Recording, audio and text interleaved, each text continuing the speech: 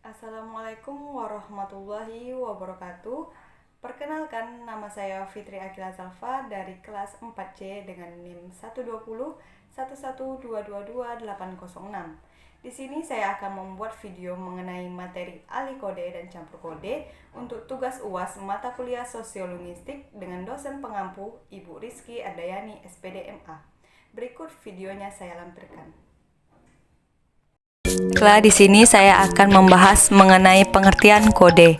Istilah kode dipakai untuk menyebut salah satu varian di dalam hierarki kebahasaan, sehingga selain kode yang mengacu kepada bahasa atau seperti bahasa Inggris, Belanda, Jepang, dan Indonesia, juga mengacu kepada varian bahasa seperti varian regional atau bahasa Jawa, dialek Banyumas, Jogja, Solo, dan Surabaya.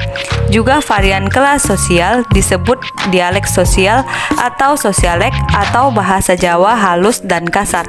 Varian ragam dan gaya dirangkum dalam laras bahasa atau gaya sopan, gaya hormat atau gaya santai, dan varian kegunaan atau register atau bahasa pidato, bahasa doa, dan bahasa lawak. Kenyataan seperti di atas menunjukkan bahwa hierarki kebahasaan dimulai dari bahasa atau language pada level paling atas, disusul dengan kode yang terdiri atas varian, ragam, gaya, dan register. Baiklah, di sini kita akan memasuki alih kode. Alih kode atau kode switching adalah peristiwa peralihan dari satu kode ke kode yang lain. Misalnya penutur menggunakan bahasa Indonesia beralih menggunakan bahasa Jawa. Alih kode merupakan salah satu aspek ketergantungan bahasa atau language dependence dalam masyarakat multilingual. Dalam masyarakat multilingual sangat sulit seorang penutur mutlak hanya menggunakan satu bahasa. Dalam alih kode, masing-masing bahasa masih cenderung mendukung fungsi masing-masing dan masing-masing fungsi sesuai dengan konteksnya. Apple memberikan batasan alih kode sebagai gejala peralihan pemakaian bahasa karena perubahan situasi. Menurut Suwito, tahun 1985 membagi alih kode menjadi dua, yaitu yang pertama alih kode ekstrem. Bila alih bahasa seperti dari bahasa Indonesia beralih ke bahasa Inggris atau sebaliknya. Dan yang kedua, alih kode intern. Bila alih kode berupa alih varian seperti dari bahasa Jawa ngoko mengubah ke krama. Beberapa faktor yang menyebabkan alih kode adalah yang pertama, penutur. Seorang penutur kadang dengan sengaja beralih kode terhadap mitra tutur karena suatu tujuan, misalnya mengubah situasi dari resmi menjadi tidak resmi atau sebaliknya. Yang kedua, ada mitra tutur. Mitra tutur yang latar belakang kebahasaannya sama dengan penutur biasanya beralih kode dalam tujuan alih varian, dan bila mitra tutur berlatar belakang kebahasaan berbeda cenderung alih kode berupa alih bahasa. Yang ketiga, hadirnya penutur ketiga untuk menetralisasi situasi dan menghormati kehadiran mitra tutur ketiga. Biasanya penutur dan mitra tutur beralih kode, apalagi bila latar belakang kebahasaan mereka berbeda.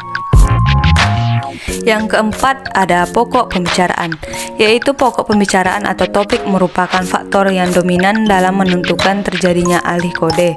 Pokok penutur pembicaraan yang bersifat formal biasanya diungkapkan dengan ragam baku, dengan gaya netral dan serius, dan pokok pembicaraan yang bersifat informal disampaikan dengan bahasa tak baku, gaya sedikit emosional, dan serba seenaknya. Dan yang kelima, ada untuk membangkitkan rasa humor. Biasanya dilakukan dengan varian alih ragam dan alih gaya bicara. Yang terakhir, yang keenam, itu ada untuk sekedar bergengsi, yaitu walaupun faktor situasi, lawan bicara, topik, dan faktor sosio-situasional tidak mengharapkan adanya alih kode, terjadi alih kode sehingga tampak adanya pemaksaan, tidak wajar, dan cenderung tidak komunikatif. Dan adapun alih kode menurut Meres dan Scotton tahun 1993 dalam Haria tahun 2018 menuliskan bahwa pengertian yang paling umum mengenai alih kode adalah penggunaan dua ragam atau variasi atau kode bahasa dalam percakapan yang sama. Alih kode berbeda dengan peminjaman, petransferan, dan interferensi. Konteks bukanlah salah satunya faktor yang melatar belakangi penutur untuk melakukan alih kode.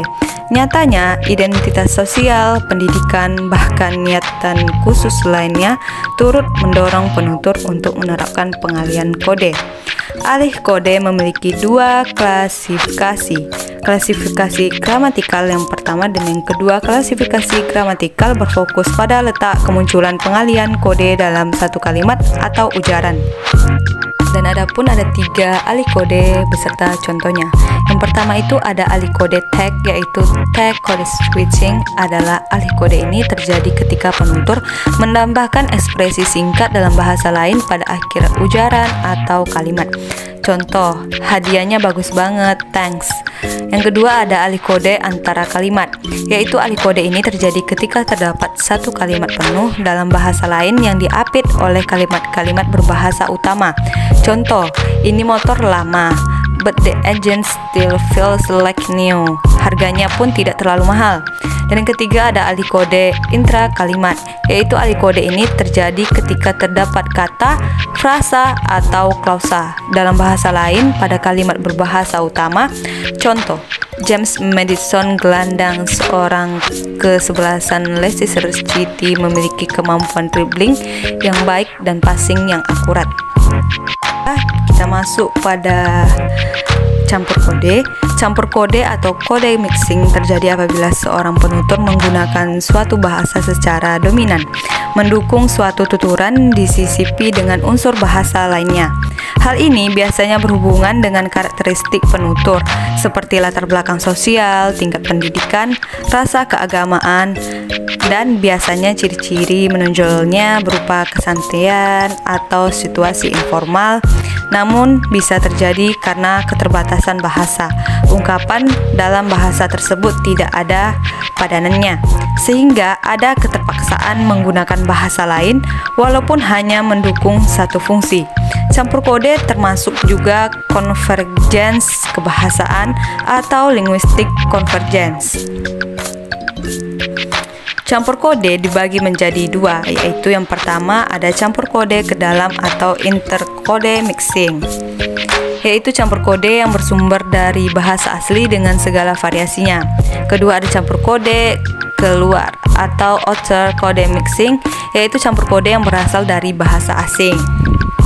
Dan juga latar belakang terjadinya campur kode dapat digolongkan menjadi dua, yaitu yang pertama ada sikap atau attitude type, yaitu latar belakang sikap penutur.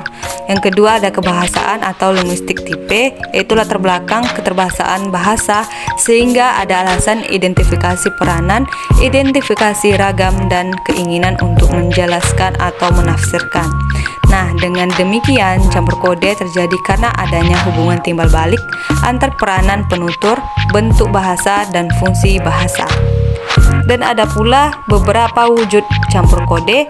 Yang pertama ada penyisipan kata, yang kedua ada menyisipkan frasa, dan yang ketiga ada penyisipan klausa, dan yang keempat ada penyisipan ungkapan atau idiom, dan yang terakhir yang kelima yaitu penyisipan bentuk daster atau gabungan pembentukan asli dan asing.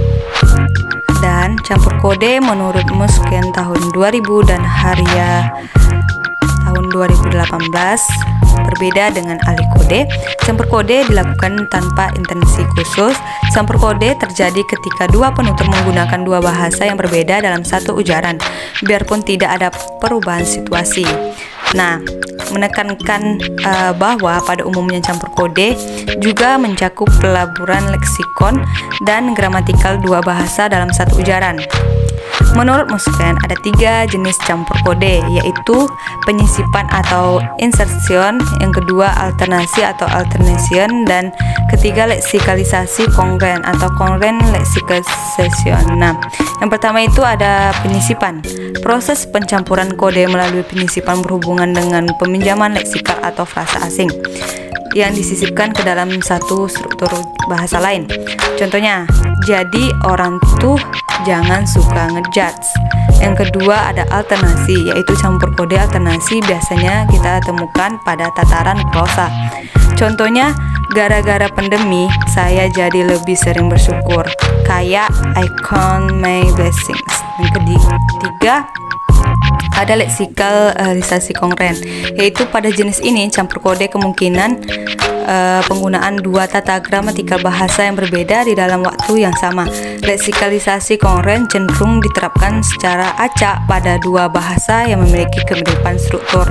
Contohnya, meeting hari ini akan membahas tentang urgen agenda yang akan dilakukan within this week. Ternyata, alih kode dan campur kode ini memiliki jenis-jenis dengan ketentuan yang beragam. Alih kode dan campur kode pun tidak sama. Alih kode dilakukan karena alasan tertentu seperti perubahan topik dan kehadiran orang ketiga dalam peristiwa tutur. Dengan kata lain, alih kode terjadi demi mencapai tujuan khusus. Sebaiknya campur kode diterapkan tanpa maksud apa-apa dan terjadi di luar kesadaran penutur. Baiklah, di sini saya akan menjelaskan yang terakhir kali dalam materi alih kode dan campur kode, yaitu persamaan dan perbedaan alih kode dan campur kode ini. Persamaan alih kode dan campur kode adalah kedua peristiwa ini lazim terjadi dalam masyarakat multilingual dalam menggunakan dua bahasa atau lebih. Namun terdapat perbedaan yang cukup nyata, yaitu alih kode terjadi dengan masing-masing bahasa yang digunakan masih memiliki otonomi masing-masing, dilakukan dengan sadar dan disengaja karena sebab-sebab tertentu. Sedangkan campur kode adalah sebuah kode utama atau kode dasar yang digunakan memiliki fungsi dan otonomi. Sedangkan kode yang terlibat dalam penggunaan bahasa tersebut hanyalah berupa serpihan atau pieces saja, tanpa fungsi dan otonomi sebagai sebuah kode. Unsur bahasa lain hanya disisipkan pada kode utama atau kode dasar. Sebagai contoh, penutur penggunaan bahasa dalam peristiwa tutur menyisipkan unsur bahasa Jawa sehingga tercipta bahasa Indonesia kejawa-jawaan. Telender membedakan alih kode dan campur kode dengan apabila dalam suatu peristiwa tutur terjadi peralihan dari satu klausa suatu bahasa ke klausa bahasa lain disebut sebagai alih kode. Tetapi apabila dalam suatu peristiwa tutur klausa atau frasa yang digunakan terdiri atas klausa atau frasa campuran atau hybrid clause atau hybrid phrases, dan masing-masing klausa atau frasa itu tidak lagi mendukung fungsinya sendiri disebut sebagai campur kode. Baiklah, sekian yang dapat saya sampaikan melalui video kali ini. Saya mohon maaf apabila terdapat kesalahan kata atau kalimat. Saya mohon maaf kepada Ibu Rizky Ardayani, SPD MA, selaku dosen pengampu mata kuliah Sosiolinguistik. Sekian dan terima kasih. Assalamualaikum warahmatullahi wabarakatuh.